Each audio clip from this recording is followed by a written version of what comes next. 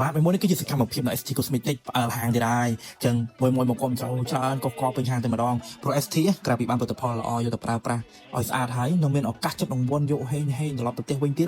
បងប្អូនដឹងស្រាប់ហើយអីវ៉ាន់នៅ ST Cosmetics គឺសុទ្ធតែជារបស់ល្អរបស់មានគុណភាពម្នាក់រើសពេញថងព្រោះទុកចិត្តលើគុណភាពនិងតម្លៃតែម្ដងតែអ្វីដែលរំភើបជាងនេះទៅទៀតហ្នឹងគឺវាចាប់រង្វាន់សំណាងនៅកន្លែងគិតលុយហ្នឹងហ្មងមើលចោះសកម្មភាពចាប់រង្វាន់គឺថារំភើបញក់ខ្លាំងមែនទែនអញ្ចឹងបងប្អូនខ្លះក៏សំណាងកប់ចាប់បានលុយសុបភ្លាមបងហើយអ្នកខ្លះក៏ចាប់បានគ្រឿង cosmetic ល្បីពីកូរ៉េយកទៅប្រើ free និយាយទៅម្នាក់ខ្ញុំបិទមិនជា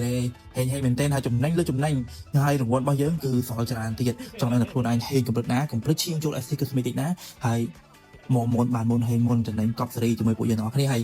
រូបភាពនេះគឺជារូបភាពកាលពី Christmas អញ្ចឹងខ្ញុំយកមកធ្វើ voice ជូនទៅដល់មួយថាយើងចែកពិតយើងឲ្យពិតតែម្ដងអញ្ចឹងបងអាចមើលវីដេអូនឹងបានអញ្ចឹងរង្វាន់របស់យើងថ្ងៃហ្នឹងគឺយើងមានតែសម្រាប់ថ្ងៃនេះមួយថ្ងៃទេគឺជាថ្ងៃចូលឆ្នាំសកលអញ្ចឹងដើម្បីអបអរចូលឆ្នាំសកលគឺយើងធ្វើ promotion នេះមួយថ្ងៃទៀតដើម្បីជូនមួយទទួលបានរង្វាន់ពិសេសដូចឃើញបងមួយគាត់ចាំអញ្ចឹងណាអញ្ចឹងរង្វាន់គឺមានទាំងអស់បាទអត់មានចាប់ទៅអត់មានទេណាមានទាំងអស់